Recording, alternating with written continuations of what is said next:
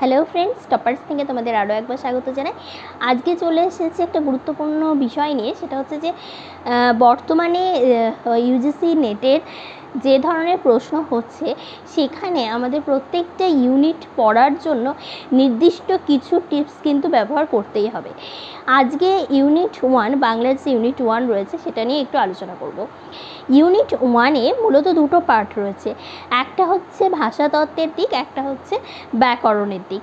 আমরা এই দুটো দিক থেকে যে ধরনের প্রশ্ন বিগত বছরগুলোতে পেয়েছি সেখানে শুদ্ধ অশুদ্ধ উদাহরণ তুলে প্রশ্ন, তারপরে হচ্ছে যে একটা সঠিক নির্ণয় করা, যেমন হচ্ছে যে চারটে বৈশিষ্ট্য দিয়ে বলছে এর মধ্যে কোনটা প্রাচীন ভারতীয় আর্য ভাষার বৈশিষ্ট্য নয়, এগুলো। এছাড়া হচ্ছে ডান দিক বাম দিক মেলানো, বিবৃতিমূলক যে প্রশ্নগুলো রয়েছে সেগুলো। এছাড়া প্যারালাল কোশ্চেন তো পাচ্ছি। প্যারালাল কোশ্চেন বলতে কি, যে কোনো একটা শব্দ তুলে বলছে এটা কোন ভাষার শব্দ, সোজাসুজি যে প্রশ্নগুলো হয়। এবার আমরা কোন পদ্ধতিতে পড়ব, যে ভাষাতত্ত্বের যে দিকটা রয়েছে সেটা মূলত মনে রাখার দিক, আর ব্যাকরণের যে দিকটা রয়েছে সেটা মূলত বোঝার দিক।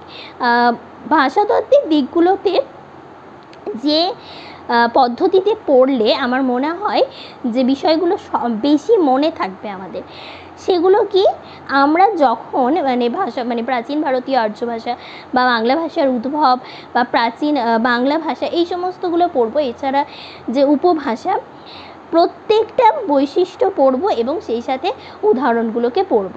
কারণ আমরা যদি উদাহরণগুলো না পড়ি, এক হচ্ছে আমাদের উদাহরণ বোঝার জন্য দরকার, দ্বিতীয়ত হচ্ছে প্রশ্ন যখন উদাহরণ থেকে আসবে তখন সেগুলো আমরা সহজেই করতে পারবো।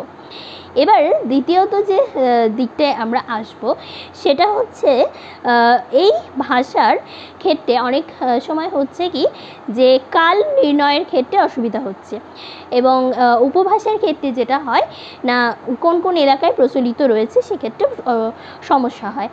সেক্ষেত্রে বইতে উপভাষার ছক তো আছে, এছাড়া যদি নিজেরা আমরা একটা ছক তৈরি করে নিই যে প্রাচীন ভারতীয় আর্য ভাষা এই সময় থেকে এই সময়, এইদিকে ভাষা থাকবে, এইদিকে সময়টা থাকবে।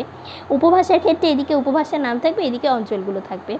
এভাবে আমরা যদি ভাগ করে নিই, আমার মনে হয় সেটা মনে রাখাটা অনেক সহজ হবে, কারণ রিডিং পড়ার থেকে ছক মনে রাখা কিন্তু সহজ।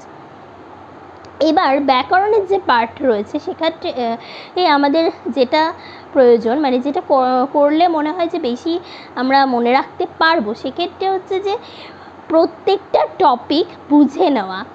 কারণ সন্ধি, সমাস, প্রত্যয়, লিঙ্গ, বচন, এগুলো যে সমস্ত টপিকগুলো রয়েছে আমরা যদি এগুলো বুঝে করি, উদাহরণ যাই আসুক না কেন আমরা সেটা কিন্তু করতে পারবো। অনেকেই আছে সমাস শুধুমাত্র উদাহরণ পড়ে চলে যায়, কিন্তু তারা কোনটাকে কি সমাস বলে সেটা আদৌ জানে না। সেক্ষেত্রে তাদের কিন্তু পরীক্ষায় সঠিক উত্তর করাটা অনেক কঠিন ব্যাপার হয়ে দাঁড়ায়, কারণ সব উদাহরণ মনে রাখা সম্ভব নয়, আর পৃথিবীর সমস্ত উদাহরণ আমরা পড়ে উঠতে পারবো না।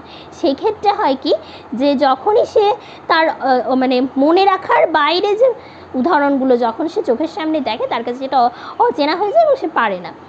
সেক্ষেত্রে আমি বলবো যে সবসময় সমাজ সন্ধি যাই পড়ো না কেন, ব্যাকরণের দিকটা বুঝে পড়ার চেষ্টা করো, কারণ বুঝে পড়লে তোমার সেটা যে প্রশ্নেই আসুক না কেন, যে উদাহরণেই আসুক না কেন, তুমি সেটা সহজেই সঠিক উত্তরটা করতে পারবে।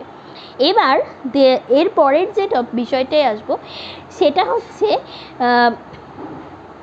একটা গল্প আমরা পড়ে খুব সহজ বলবো না, কিন্তু দেখো একটা গল্প পড়ে মোটামুটি আমরা মনে রাখতে পারবো, কিন্তু মোটামুটি অনেক দিনই মনে থাকবে আমাদের গল্পটা মাথার মধ্যে, যদি বেশ ভালো করে গভীরভাবে আমরা পড়ি।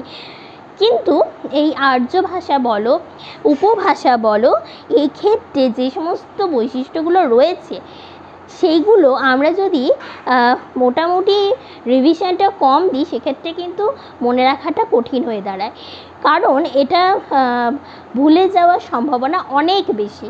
কারণ এই সমস্ত বৈশিষ্ট্যগুলো অনেক সবগুলোই বেশ কঠিন আছে এবং কঠিনের থেকে বড় কথা, আমরা যখন অল্প কিছু পড়ি মনে থাকে, কিন্তু অনেক কিছু যখন পড়ে ফেলি সেটা মনে রাখা কঠিন হয়ে দাঁড়ায়। কারণ হচ্ছে যে যদি মধ্য ভারতীয় আর্য ভাষার ক্ষেত্রে বলি, যে ভাগগুলো রয়েছে প্রত্যেকটা ভাগে অন্তত 4-5টা করে বৈশিষ্ট্য রয়েছে। এবার আমরা যখন সবকটা একসাথে পড়বো, প্রত্যেকটার ওই বৈশিষ্ট্য মনে রাখা বা কার কোনটা বৈশিষ্ট্য, সবথেকে বড় সমস্যা এটা হয় যে বৈশিষ্ট্য মনে আছে কিন্তু এটা কোন ভাষার বৈশিষ্ট্য সেটা মনে নেই। সেই ক্ষেত্রে এবং তারপরে উপভাষা তো আছেই, এগুলো একসাথে যখন মনে পড়া হয় তখন কি হয়, ওই কার কোনটা বৈশিষ্ট্য সেটা ভুলে যায়। তাই সেক্ষেত্রে কিছুদিন পর পর ইউনিট 1কে রিভিশন দাও। মানে অন্তত পক্ষে চেষ্টা করো ইউনিট 1কে মাসে অন্তত মানে পার্ট করে নাও। দরকার হলে পার্ট করে তোমরা নিজেদের মতো একটা রুটিন তৈরি করো এবং সেই রুটিন অনুযায়ী মাসে অন্তত কি বলবো, সপ্তাহে একটা করে দিনও যদি ভাষার জন্য দিতে পারো, মাসে 4টে দিন অন্তত ভাষার জন্য দাও, শুধু ভাষার জন্য দাও। কারণ এটা মনে রাখার বিষয়টা খুব কঠিন হয়। বারবার রিভিশন দিলে আমাদের কিন্তু বিষয়টা মাথার মধ্যে সেট হয়ে যায়। বারবার পড়ার একটা গুণাবলী কিন্তু রয়েছে। এরপরে যেটা বলবো, প্রিভিয়াস ইয়ারগুলো ফলো করো। অনেকের ক্ষেত্রে হয় কি যে রিডিং মানে কি বলবো, রিডিং ঠিক নয়, মানে টেক্সট থেকে পড়া হচ্ছে তখন মনে রাখতে পারছে, কিন্তু যখন কোয়েশ্চেন সে দেখছে সেটার উত্তর দিতে পারছে না বা তার মনে আসছে না। এক্ষেত্রে আমি বলবো তোমরা প্রিভিয়াস ইয়ারের প্রশ্নগুলো ফলো করো, তাহলে তোমাদের কাছে ওই ধরনের প্রশ্ন, মোটামুটি ওই ধরনের প্রশ্ন, ওই প্রশ্ন বলছি না আমি, ওই ধরনের শুদ্ধ অশুদ্ধ বিবৃতিমূলক ডান দিক বাম দিক উদাহরণ তুলে প্রশ্ন যখন আসবে, তখন সেটা তোমাদের কাছে নতুন কিছু ঠেকবে না। মানে তোমাদের কাছে সেটা মনে হবে যে না ঠিক আছে, আমি এই প্রশ্নের সাথে পরিচিত, বা এই ধরনের প্রশ্ন আমি বলতে চাইছি, এই ধরনের প্রশ্নের সাথে আমরা পরিচিত।